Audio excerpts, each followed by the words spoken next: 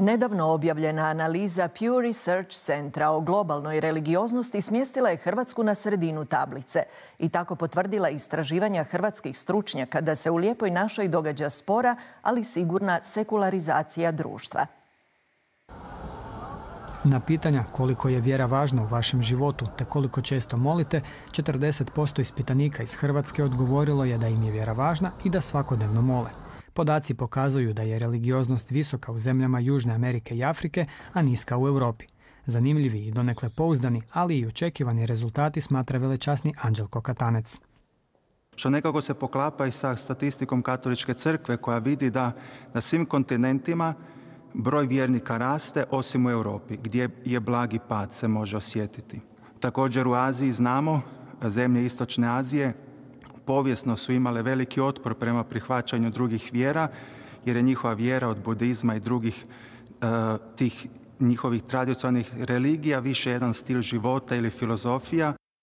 Rezultati ne začuđuju stručnjake, dapače potvrđuju domaća istraživanja. Oni u stvari potvrđuju ono što tvrde revidirane teorije sekularizacije, a to je da je religioznost vezana uz egzistencijalnu sigurnost i tamo one zemlje koje su riješile pitanje egzistencijalne sigurnosti su manje religiozne. U Hrvatskoj imamo sporu sekularizaciju u zadnjih 25 godina i Hrvatska tu ne odudara uopće od ostalih europskih katoličkih zemalja. Dakle, u svim ili gotovo u svim europskim katoličkim zemljama se događa sekularizacija, odnosno događa smanjivanje važnosti religioznosti, odnosno događa se ono što se događalo u europskim protestantskim zemljama prije recimo 60-70 godina. I u Hrvatskoj evo vidimo da mnogi kažu da su vjernici, ali imaju neku averziju prema religiji kao takvoj ili crkvi, već zbog nekih zaključaka ili iskustava, ne znam. Tako da taj trend nekako vidimo u Europi postojan i zato kroz misijske zemlje i kroz zemlje Južne Amerike, konačno i Papa Franjo izabran iz Argentine, neka to nam govori o tome kako svijet i gibanja i vjera se širi, raste sada na drugim mjestima, pa sada nismo više mi samo misionari, nego su oni misionari nama, što je nekako isto jedna nova spoznaja za nas.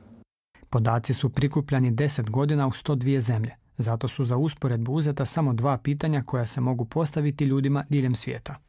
To jesu neki indikatori koji su uobičajeno upotrebljaju za ono što govorimo jedan unutarnji emocionalni odnos ili religioznost u užem smislu, jer neovisno ideš u crkvu ili ne, pitanje da li ti je religija važna i da li se moliš Bogu izvan vjerskih obreda pokazuje neki unutarnji, osobni, emotivni odnos prema religioznosti.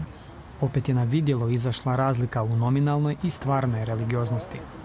Postoji barem u 80% zemalja ta razlika da je veća nominalna pripadnost, bilo zbog tradicije, bilo zbog identiteta, bilo zbog kulture i tako dalje, a puno je manja vjerska praksa i stvarna religioznost. Pitanje je koliki je taj raskorak.